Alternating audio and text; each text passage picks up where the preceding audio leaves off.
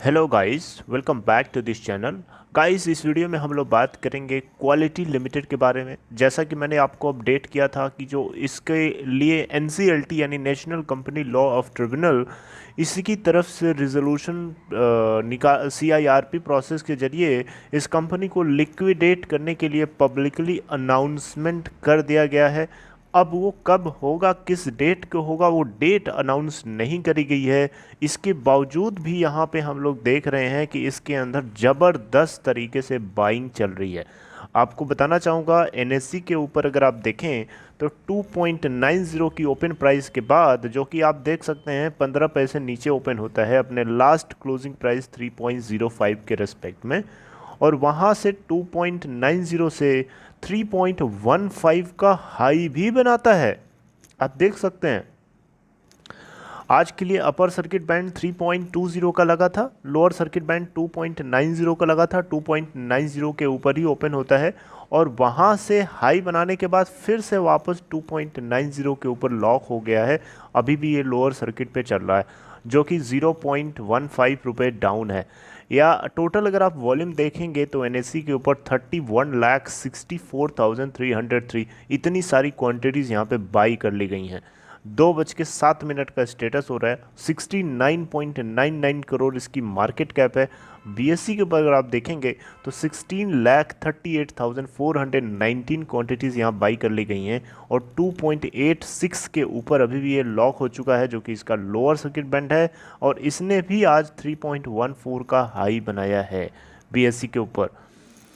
तो देखिए, यहाँ पे बात ये है कि इस कंपनी ने हाल ही में क्या अपडेट किया है एक्सचेंजेस को, वो आपसे शेयर करूँगा। और इतनी ज़्यादा ह्यूज क्वांटिटी में बाइंग क्यों चल रही है, इसके बारे में भी हम लोग बात करते हैं। देखिए, यहाँ पे बाइंग इसीलिए चल रही है क्योंकि देखिए, जिनके पास जो पैसा है थोड़ा एक्स्ट्रा है। एक्स्ट्रा का मतलब ये है कि जिसके पास ज़रूरत से थोड़ा ज़्यादा है, वो सोच रहा है कि इस गिरती हुई प्राइस में एवरेजिंग कर लेंगे तो उससे उनका प्राइस थोड़ा शिफ्ट होकर नीचे आ जाएगा, और थोड़ा सा भी रिवर्सल अगर इसके अंदर होता है तो उनका प्राइस उनके हाथ में निकल जाएगा। Right, are you getting my point? तो ये हो सकता है स्ट्रेटजी हो, लेकिन इसके पीछे एक्चुअली में आप देखो, इसके लिक्विडेशन की डेट नहीं आई है, लेकिन लिक्विडेशन का प्रोसेस शुरू होगा। ये बात जो है, जो लिक्विडेटर है उसको बताने को कहा गया था, उन्होंने बता दिया। राइट, अब आगे इसकी डेट क्या है, किस दिन ये लिक्विफाई होने वाली है, वो चीज़ अभी तक डिस्क्लोज नहीं हुई है। राइट, तो अभी भी इसके अंदर रिवर्सल हो सकता है। कुछ लोगों को ऐसा लग रहा हो कि उम्मीद है, जिसकी वजह से जब जब ये नीचे गिरा तब तक बल्क में बाइंग करके अपने इनिशियल बाइंग प्राइस को नीचे ले आने की कोशिश कर रहे हैं, ताकि उसको एवरेजिंग करके इसके रिवर्सल के टाइम पे झट से निकल के बाहर हो जाएं। आप समझ रहे हैं? इसी तरीके की सिचुएशन यहाँ पे दिख रही है। आप ग्राफ से अगर आप देखेंगे तो लास्ट के आपको महीने भर का ग्राफ दिखाऊंगा, और महीने भर के ग्राफ से देखेंगे तो ये अपने लोअर सर्किट की तरफ मूव कर रहा है, और ओवरबॉट जोन एरिया के अंदर भी आपको ये आ चुका होगा। अभी मैं आपको दिखा रहा हूँ। सबसे पहले आप लास्ट के एक महीने का ग्राफ देखिए। महीने भर पहले 3.97 का हाई बनाया था 8 से जनवरी 2021 को, और लो बनाया था 2.86 का 23 दिसंबर 2020 को। और आप देखें तो अभी भी ये कॉन्स्टेंटली नीचे की तरफ गिरता जा रहा है मोनोटोनस तरीके से। आइए आपको टेक्निकली भी दिखा देते हैं कि ये एवरेज मतलब ओवरबॉट जोन में है कि नहीं है। राइट, ओवरबॉट नहीं, ओवरसोल्ड जोन में बेसिकली। ओके, तो आइए देखते हैं। सबसे पहले हम लोग इसका रिलेटिव स्ट्रेंथ देखेंगे, लेकिन सबसे पहले मैं आपको बता देता हूं कि यहाँ पे इस कंपनी ने एक्सचेंज को क्या अपडेट किया है। राइट, और ये भी हम लोग अभी जानेंगे कि जो स्टेक होल्डर्स हैं उनका क्या होगा अगर कंपनी लिक्विडेट हो जाती है। सबसे पहले बीएससी को जो इस कंपनी ने अपडेट किया था 15 जनवरी 2021 को, वो इसके शेयर होल्डिंग पैटर्न को लेकर डिस्क्लोज किया था, अपडेट किया था। आप देख सकते हैं यहाँ पे सितंबर 2020 और दिसंबर 2020 क्वार्टर का डेटा आपके सामने आपकी स्क्रीन पे दिखाई दे रहा होगा। प्रोमोटर्स के पास होल्डिंग है 24%, जिसका 100% गिरवी है दोनों क्वार्टर में, चाहे सितंबर हो चाहे दिसंबर हो, इनकी होल्डिंग में कोई फ़र्क नहीं पड़ा।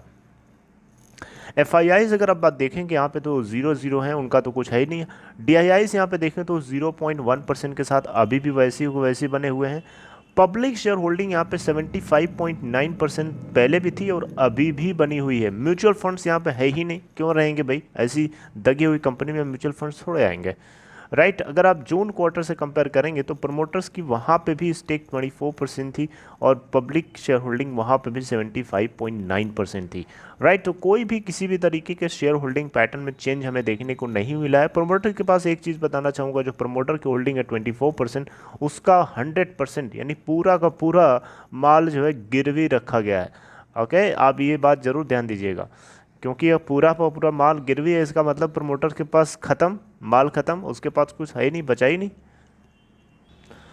आइए अब बता देते हैं आपको कि रिलेटिव स्ट्रेंथ इंडेक्स। देखिए अभी इसका रिलेटिव स्ट्रेंथ इंडेक्स 43.4 की वैल्यू को होल्ड करे हुए है। अगर ये 30 के नीचे आ जाता है तो ओवर सोल्ड जोन के एरिया के अंदर आ जाएगा और डेफिनेटली आपको डेफिनेटली नहीं मैं बोलूँगा, हो सकता है आपको रिवर्सल वहाँ पे देखने को मिले और जिन लोगों ने एवरेजिंग करी है उनको शायद फ़ायदा हो सकता है, निकल के भाग जाएं, राइट।